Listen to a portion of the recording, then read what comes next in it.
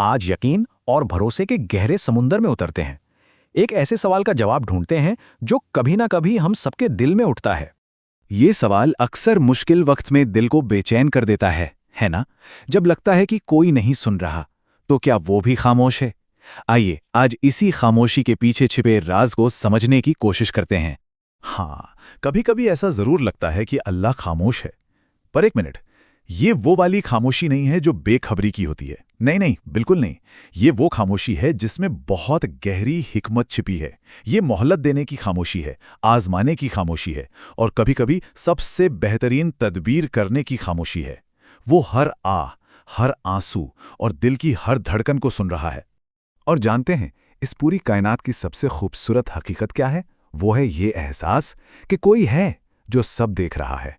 वो बातें जो किसी इंसान से नहीं कही जा सकती, वो दिल का तूफान, वो सब उसके इल्म में है। मतलब हम कभी भी अकेले नहीं होते। वो हर हाल में हमारे साथ है।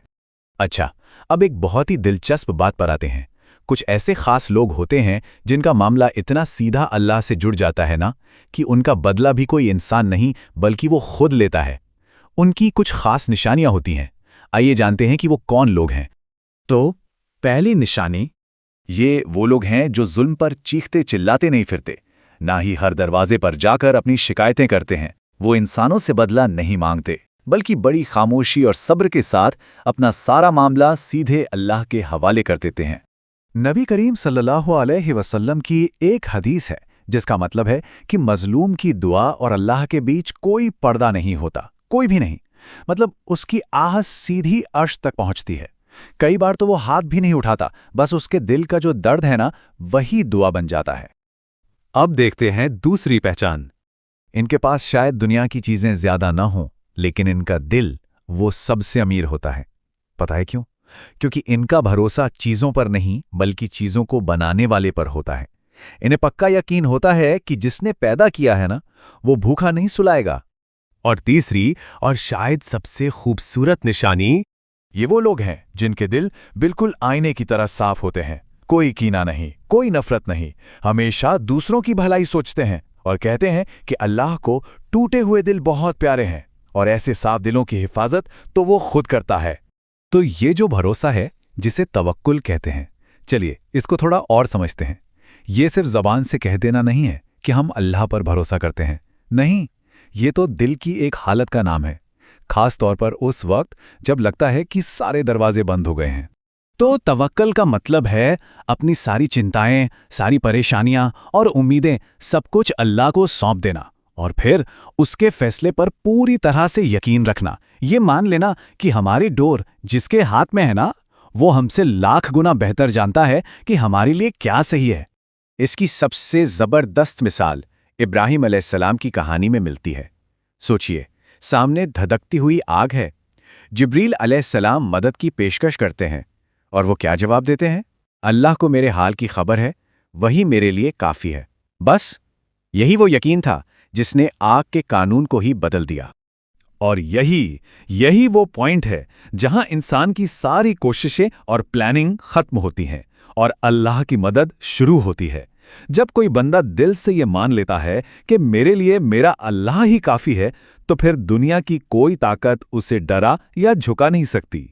लेकिन पता है, इस यकीन के रास्ते में अक्सर सबसे बड़ी रुकावट क्या बनती है?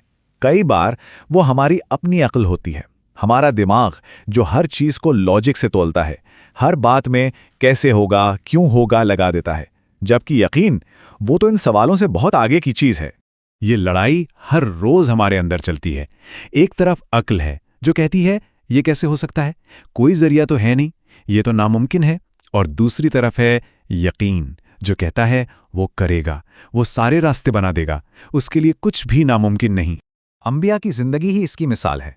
मूसा अलैहिस्सलाम के बारे में सोचिए, सामने विशाल समंदर और पीछे फिरौन का लश्कर।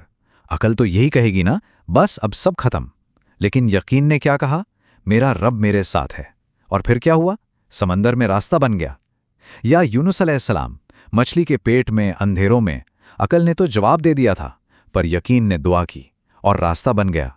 तो सब कुछ अल्लाह पर छोड़ देने का मतलब क्या कमजोरी है? नहीं, बिल्कुल नहीं।